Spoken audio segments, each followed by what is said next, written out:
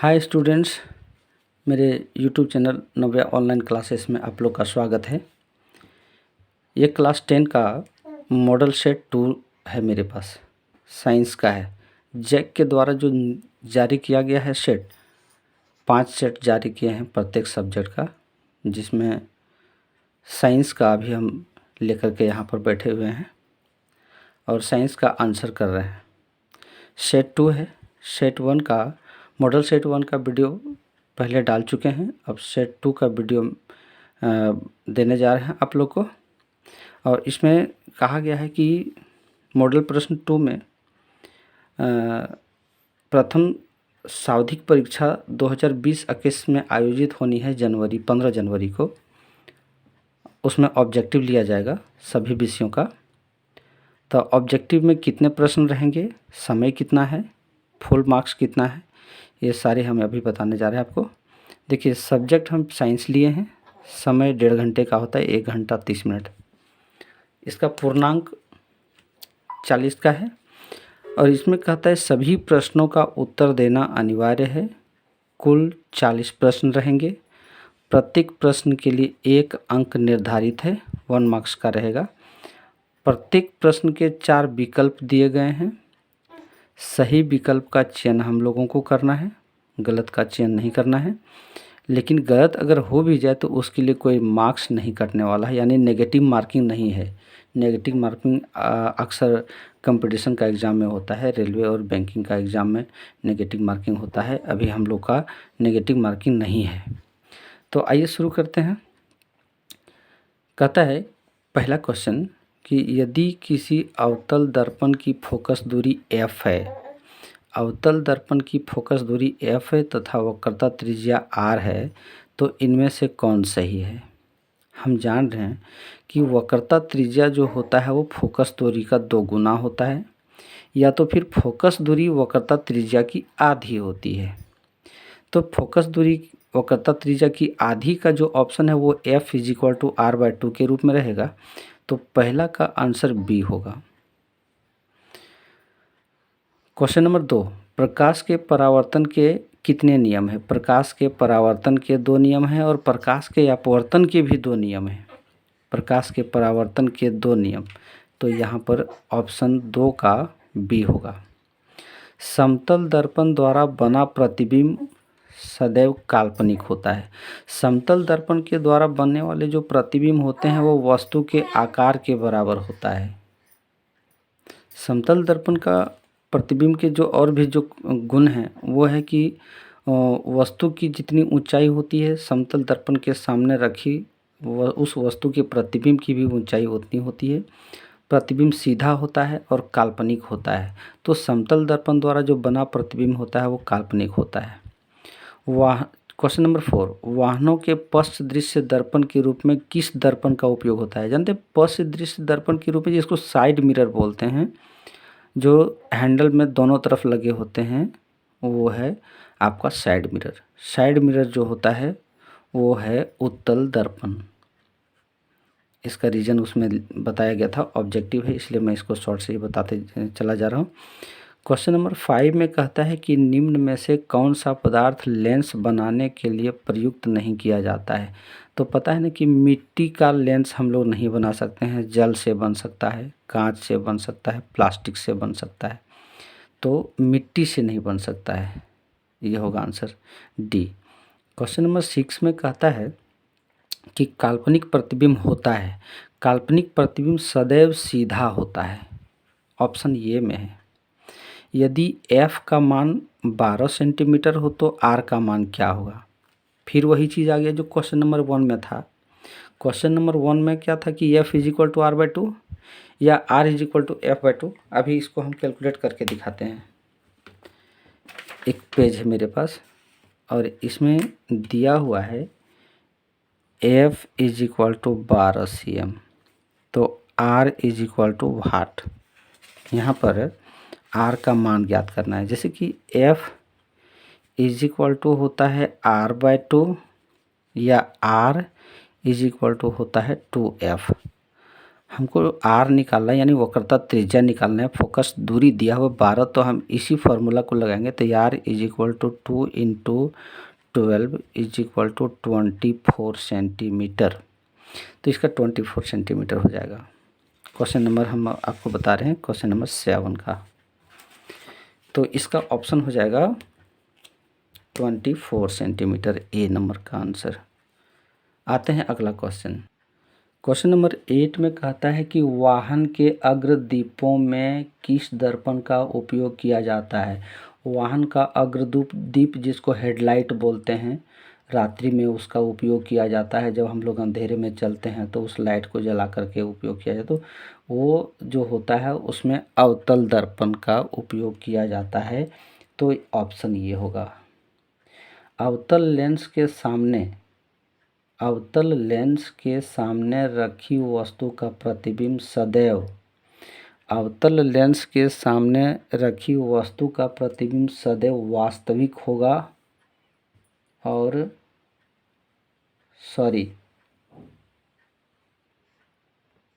फिर से question number 9 को पढ़ा जाए।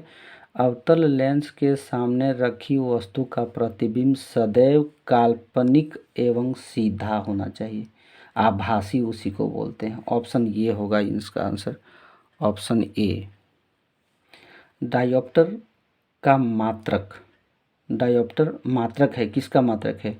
लेंस की शक्ति का, लेंस की क्षमता का ऐसा ही मात्रक, लेंस की शक्ति वही है। तो इसका होगा लेंस की शक्ति, डायोप्टर, जैसे हम डी से इंडिकेट करते हैं। क्वेश्चन नंबर 11 में कहते हैं कि 2D क्षमता वाले लेंस का फोकसांतर क्या होगा।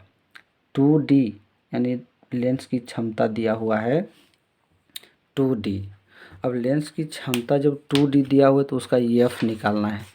क्वेश्चन नंबर 11 का हम डिस्क्रिप्शन करने जा रहे हैं। यहाँ पर क्वेश्चन नंबर 11 है मेरे पास और P इज इक्वल टू दिया हुआ है 2D। तो हमको निकालना है F is equal to what. तो F is equal to 1/P formula होता है 1/2। अब इसको हम 100 से मल्टीप्लाई यदि करते हैं तो वो सेंटीमीटर में कन्वर्ट हो जाएगा।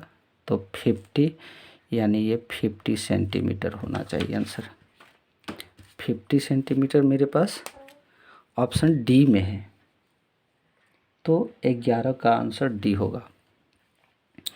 क्वेश्चन नंबर 12 में कहता है कि आँख के रंगीन भाग को क्या कहते हैं।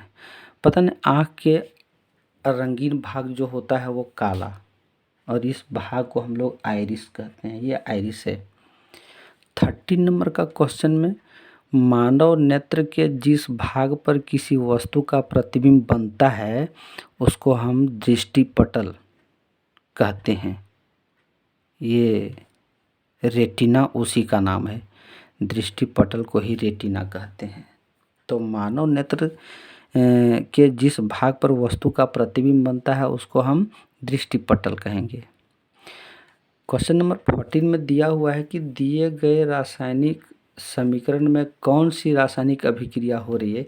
देखिए कौन सी रासायनिक अभिक्रिया हो रही है। NaHCO3, NaHCO3 टूट करके Na2CO3 बनाता है और H2O बनाता है, फिर कार्बन डाइऑक्साइड। एक खाने वाला सोडा है। धवन सोडा को प्राप्त करने का ये तरीका है। तो खाने वाले सोडा टूट करके NaCO3 plus H2O plus CO2 बनाता है, माने विघटित हो रहा है। तो विघटित होने की जो अभिक्रिया है उसको हम लोग वियोजन अभिक्रिया कहेंगे। वियोजन अभिक्रिया हो जाएगा।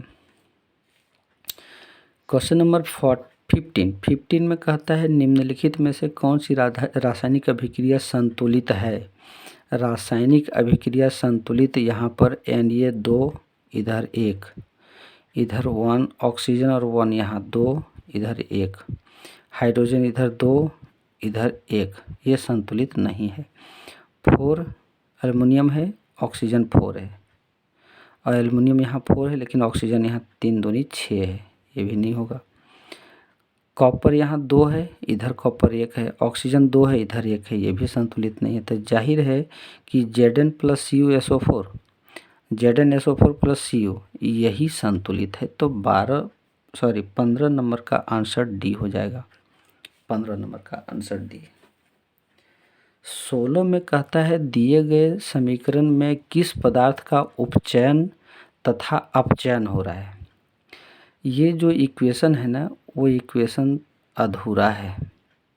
असल इसलिए अधूरा है कि यहाँ PbO प्लस Cu और उधर बना हुआ है Pb प्लस CO, इधर कॉपर है और इधर कार्बन आ गया, तो इक्वेशन गलत है। ये सही इक्वेशन इसमें होना चाहिए कि यहाँ नीचे लिख देते हैं कि PbO प्लस C और बन करके हो जाता है Pb प्लस CO2।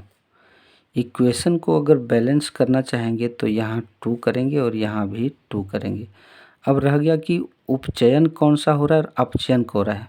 तो Pb से ऑक्सीजन हट रहा है और कार्बन के साथ जाकर के यहाँ ऑक्सीजन लग रहा है। कार्बन के साथ संयोग होना ऑक्सीजन का, ये जो कहलाता है वो कहलाता है उपचयन। और Pb ऑक्सीजन से अलग हो रहा है, ये कहलाता है अपचयन। ये जो है रेडॉक्स अभिक्रिया का एक एग्जाम्पल है, जिसमें उपचयन और अपचयन जब साथ साथ होता है ना, तो उसको रेडॉक्स अभिक्रिया कहते हैं। तो इस प्रकार इसमें से कोई ऑप्शन नहीं मिल रहा है हमारे पास, तो ये अधूरा हम इसको छोड़ रहे हैं। अगला क्वेश्चन नंबर 17 में कहता है कि विकृत गंधिता कौन सी अभिक्रिया के कारण होती है। विकृत गंधिता माने स्वाद में बदलाव, ये है आपका उपचयन अभिक्रिया में हो जाएगा इसका आंसर। 18 नंबर का क्वेश्चन कहता है कि चूने से सफ़ेदी करते समय चूना में पानी डालने पर ऊष्मा निकलती है, तो इसमें कौन सी अभिक्रिया होती है। फिर से, चूने से सफ़ेदी करते समय चूना में पानी डालने पर ऊष्मा निकलती है, इसमें जो अभिक्रिया है वो ऊष्मा छेपी संयोजन। चूने से सफ़ेदी करते समय चूने में पानी डालने पर कैल्शियम हाइड्रोक्साइड बन जाएगा, तो ऊष्मा छेपी संयोजन होगा आंसर 18 का ए। आंसर नंबर 18 का ऊष्मा 18 ऊष्मा छेपी 2 ऑप्शन में दिया है भाई। देखिए यही सब क्वेश्चन में मिस्टेक है। सी में भी वही दिया ऊष्मा छेपी संयोजन, ए में भी ऊष्मा छेपी संयोजन, ऊष्मा शोषी वियोजने, ये और सी दोनों का ऑप्शन आ रहा है इसमें। 19 नंबर का क्वेश्चन, लोहे की कील को कॉपर सल्फेट के विलयन में डालने पर कॉपर सल्फेट के विलयन का रंग धूसर हो जाता है। इस प्रक्रिया में कौन सी अभिक्रिया हो रही है। लोहे के कील को जब कॉपर सल्फेट के विलयन में हम डालते हैं ना, तो इसमें विस्थापन अभिक्रिया होता है। दिखावें क्या। लोहे के कील 19 नंबर का है। लोहे के कील को कॉपर सल्फेट CuSO4 में अगर डालते हैं तो हो जाएगा FeSO4 प्लस Cu। तो ये Cu विस्थापित हो जा रहा है, तो इसमें विस्थापन अभिक्रिया होगा। निम्नलिखित में से कौन सा प्राकृतिक सूचक है। आप इसे सी में लगा दीजिए, आंसर लिटमस होगा। फिर 21 में निम्नलिखित में से किस पदार्थ में लिटमस पत्र डालने पर यह लाल नहीं हो जाएगा। जानते कि अम्ल का क्या गुण है कि ये नीले लिटमस पत्र को लाल कर देता है। तो HCl अम्ल है, HNO3 अम्ल है, CH3COOH भी अम्ल है।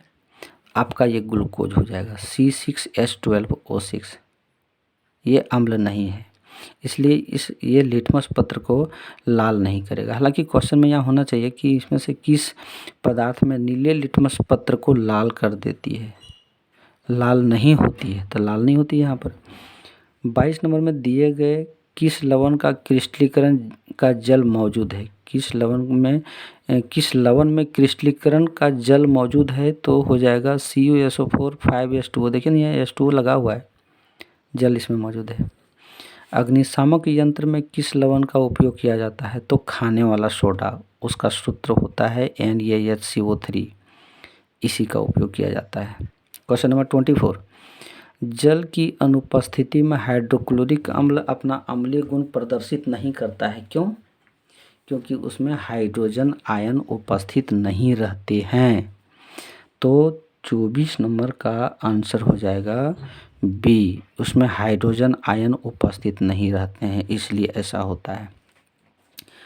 25 नंबर का क्वेश्चन में कहता है पदार्थ A, B, C, D का pH मान क्रमशः दिया हुआ है। A का pH मान 2, B का 7, C का 10, D का 14।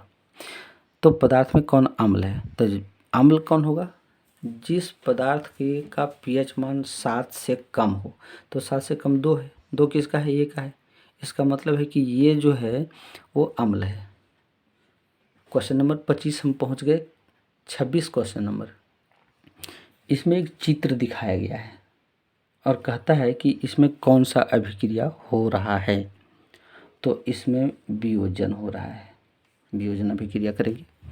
27 नंबर का क्वेश्चन में कहता है कि शरीर में उत्पन्न हानिकारक अपशिष्ट पदार्थों का शरीर से बाहर निकलने की प्रक्रिया जिस जैव प्रक्रम द्वारा होता है उसको तो हम उत्सर्जन कहते हैं।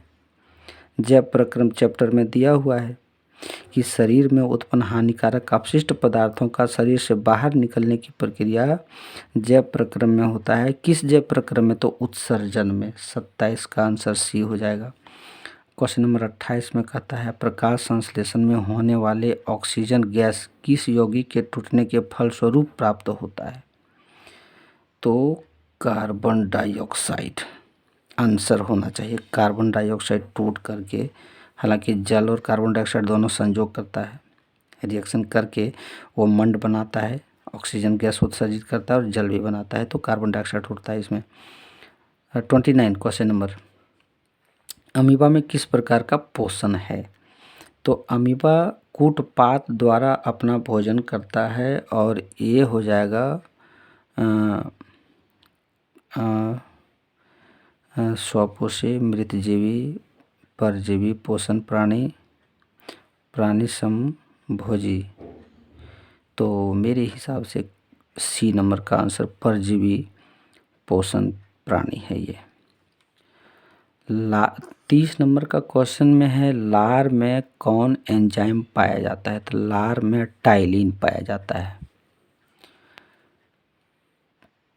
31 में श्वसन प्रक्रिया में पायरुवेट का कार्बन डाइऑक्साइड जल और ऊर्जा में विखंडन जो होता है वो माइटोकॉन्ड्रिया में है। माइटोकॉन्ड्रिया होगा इसका आंसर, बायोलॉजी का है ये। 32 क्वेश्चन नंबर, पौधों में जल तथा खनिज लवण का संवहन किसके द्वारा होता है? तो जाइलम ऊतक के द्वारा हो जाएगा आंसर इसका, जाइलम ऊतक। किसी समष्टि अपना अस्तित्व बनाए रखने के लिए जनन आवश्यक है। कोई भी प्राणी अपने अस्तित्व को कायम रखने के लिए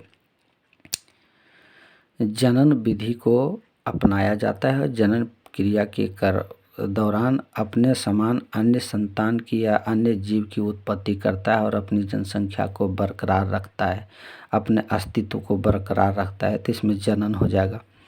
34 में कहता है दिए गए चित्र, ये देखिए प्लेनेरिया का चित्र है भाई। प्लेनेरिया जो जनन करता है ना, वो पुनरुद्भवन, एक विधि है जनन की, पुनरुद्भवन। पुनरुद्भवन में कहता है ना कि ये प्लेनेरिया किसी कारणवश या दुर्घटनावश क्षत विक्षत हो जाता है, इसके शरीर के कई टुकड़े हो जाते हैं, तो ये सारे टुकड़े नए प्लेनेरिया को जन्म दे देता है। तो एक अजीब प्रकार का ये जनन है, अलैंगिक जनन, जिसका नाम पुनरुद्भवन दिया गया है, और ये प्लेनेरिया में ऐसा होता है। आते हैं क्वेश्चन नंबर 35 में परागकण का एक पुष्प से दूसरे पुष्प तक स्थानांतरित होना क्या कहलाता है? तो उसको हम परागन कहते हैं। निषेचन तो जीवों में होगा, अंकुरन होगा नहीं, संलयन होगा नहीं। तो एक पुष्प से दूसरे पुष्प में स्थानांतरित होना, परागकण का एक पुष्प से दूसरे पुष्प में स्थानांतरित होने की घटना को हम लोग परागन कहेंगे। इसमें आंसर परागन होगा।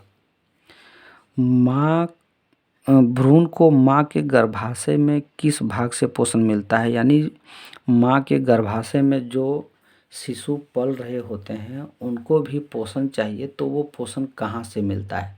तो माँ के गर्भाशय में एक तस्तरीनुमा संरचना होता है जिसको हम प्लेसेंटा कहते हैं। प्लेसेंटा पर वो रहता है और वहीं से उसको भोजन प्राप्त होता है, पोषण वहीं से प्राप्त होता है। प्लेसेंटा गर्भाशय में एक तस्तरीनुमा संरचना है। 37 क्वेश्चन में एक उत्तम ऊर्जा के स्रोत की क्या विशेषता है। एक उत्तम ऊर्जा की स्रोत की जो विशेषता है वो ये है कि प्रति एकांक द्रव्यमान अधिक कार्य करे, ऑप्शन सी। 38 में पवन ऊर्जा का उपयोग करने के लिए पवन की चाल कम से कम कितनी होनी चाहिए। पवन ऊर्जा से विद्युत उत्पन्न किया जाता है और ये खासकर डेनमार्क एक कंट्री है, डेनमार्क में पवन ऊर्जा से विद्युत उत्पन्न किया जाता है और डेनमार्क में हवा जो चलती है वो 15 किलोमीटर प्रति घंटे की रफ्तार से चलती है, तो इसका सही आंसर हो जाएगा 15 किलोमीटर पर आवर। 39 में कहता है निम्नलिखित में से कौन समाप्य ऊर्जा स्रोत है। समाप्य कहने का मतलब कि इसका निरंतर उपयोग करने के बाद एक निश्चित समय के बाद इसकी समाप्ति तय है। तो इसकी समाप्ति जो तय है वो है कोयला। कोयला एक निश्चित समय के बाद समाप्त हो जाएगा, इसलिए इसको समाप्य ऊर्जा स्रोत कहते हैं। पराग कोश में क्या भरे होते हैं, तो परागकण भरे होते हैं। 40 नंबर का आंसर डी हो जाएगा। तो इस तरीके से मैंने आज सेट 2 का आंसर जारी कर रहा हूँ इस वीडियो में, और अगले वीडियो में सेट 3 का भी आंसर जारी करूँगा। तब तक के लिए बेस्ट ऑफ लक। मेरे इस चैनल को आप सब्सक्राइब करिए और बेल आइकन लगाइए ताकि अगले सेट का नोटिफिकेशन आपको जाते रहे। तो धन्यवाद।